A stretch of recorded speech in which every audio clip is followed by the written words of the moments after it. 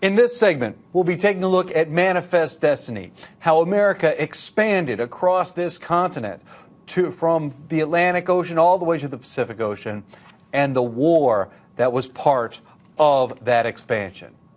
Westward movement and economic development. As economic and strategic interests, supported by popular beliefs, led to territorial expansion all the way across to the Pacific Ocean. The new American Republic, prior to the Civil War, experienced dramatic territorial expansion, increased immigration, economic growth, and industrialization. Americans were stirred by hunger for land and resources and ideology, the ideology of Manifest Destiny, that it was America's right, our destiny, to go across the continent to the Pacific Ocean. Americans flocked to new frontiers. As Americans migrated, they settled as they poured westward from the coastal states into the Midwest, into the Southwest, and even into Texas. They were seeking economic opportunity through farming. One of the important inventions of the time was this cotton gin. This is going to dramatically change America in the first half of the 19th century. That is the years before the Civil War. The cotton gin was an incredible invention by Eli Whitney that is going to mechanically separate the cotton seeds from the cotton fibers. And you might think, well, what's the big deal? This machine could do the work of what 10 slaves could do previously. What does that mean for the South, and what does that mean for cotton production? It's going to boom. And while one might think the effect on slavery would be, hey, we don't need as many slaves to pick the seeds from the cotton, now we need even more slaves to plant and harvest cotton. And this is going to create a brand new cash crop that's going to be very profitable throughout the South, grown on large scale or on smaller scales. The Deep South is going to be known as King Cotton because of this cotton gin. The growth of American railroads and canals are going to help spur industrial economies, and that movement of Western crosses products now can be transported back and forth relatively inexpensively. And because we are making more things, we need more raw materials. And because we're finding more raw materials to make more things, now we need more markets. America was growing and growing fast. And in order to keep up with this, we need the new markets, the new raw materials, and a way to transport our goods. But there's going to be a revolution deep in the heart of Texas.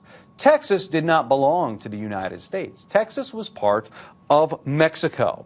And American migration into Texas, which I mentioned was owned by Mexico, led ultimately to an armed revolt as their rights were being limited by the Mexican government. Yes, once upon a time, Americans flocked into Texas, which was Mexico, seeking economic opportunity.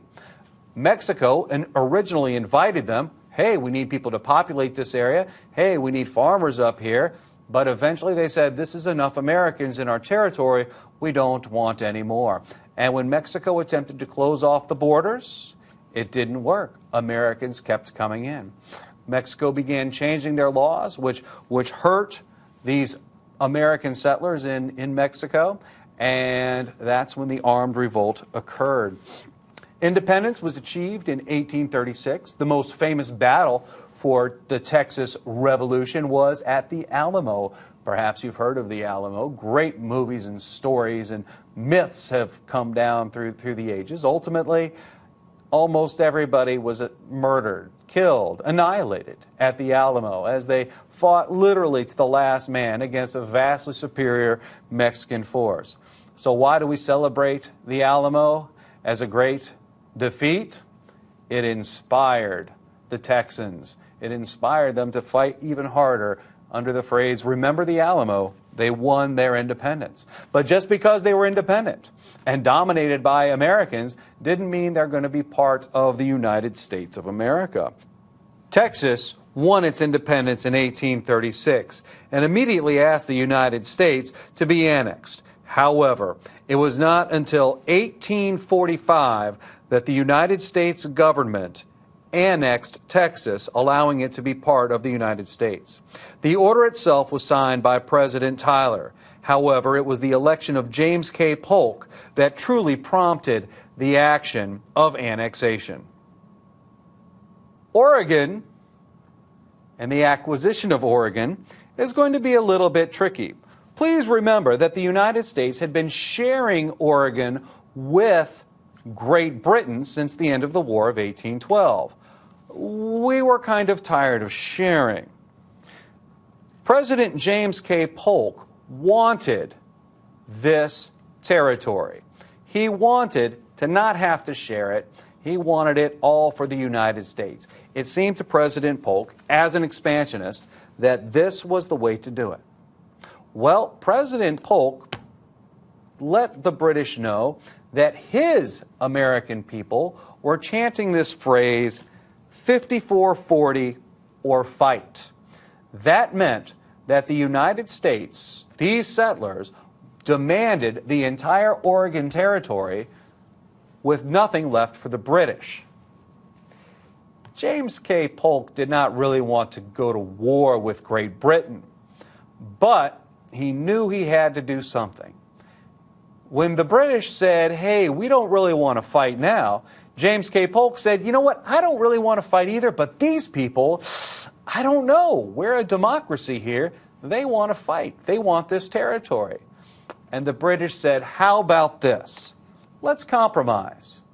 Let's compromise. Let's split the territory completely in half at the 49th parallel instead of the 54th parallel. You take the southern half, and we'll take the northern half. This way here, we each get a little something, and we don't have to beat up on each other. As it turns out, that's exactly what James K. Polk had wanted in the beginning. It was a bluff, and it worked. And the actions of James K. Polk brought the Oregon Territory under American control. But we weren't done yet. Again, President James K. Polk had his eye on more territory.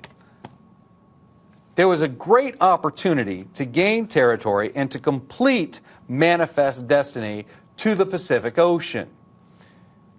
It's going to come with an offer. President Polk is going to offer, since we already have Texas, President Polk is going to offer the territory between Texas and California. He wants to purchase this from Mexico. Hey, Mexico, we want to buy this territory from you. And Mexico said, no. And James K. Polk said, no, really, we really want this. We'd like to come up with a peaceful solution to it, so we'll give you a little bit more. How about this? And they said, no, you can't tell us what to do. You've already stolen Texas from us. You're not going to get any more territory. Well, James K. Polk was left with a terrible decision to make. Does he engage in a war with Mexico just to get their territory? Well, you can't beat somebody up and just take their stuff. You look kind of bad. But James K. Polk came up with an idea. He said, what if they fight us first?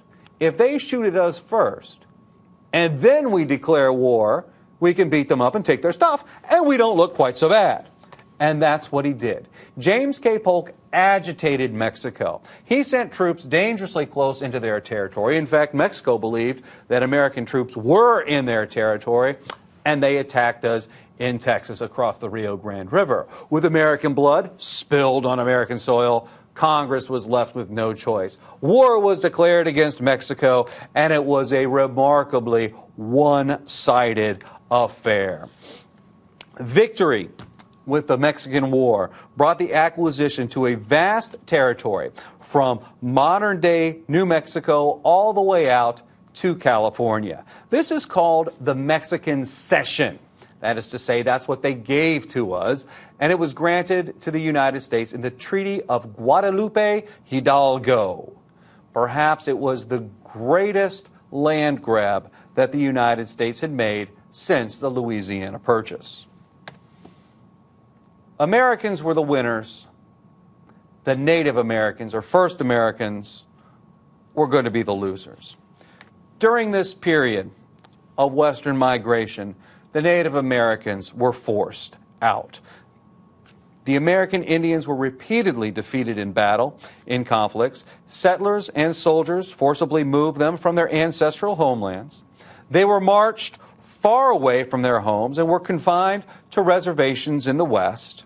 And this forcible removal of the Indians, including the Trail of Tears, would continue through the remainder of the 19th century. It was interrupted only briefly by the American Civil War, and then we got back to trying to move the Indians out of our way so that we could take the territory and use it to our advantage, rather than allowing them to use it the way they had done for thousands of years.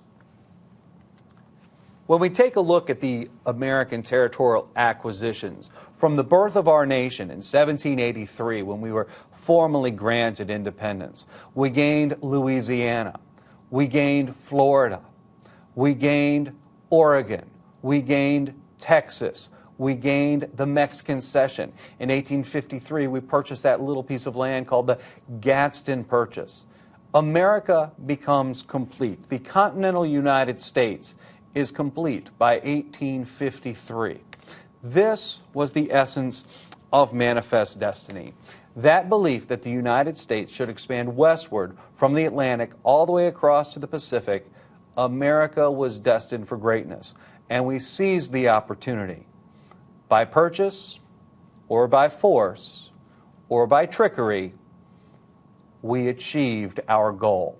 But once to the Pacific Ocean, now what? What other lands might we get our eyes on? And that will happen in the future.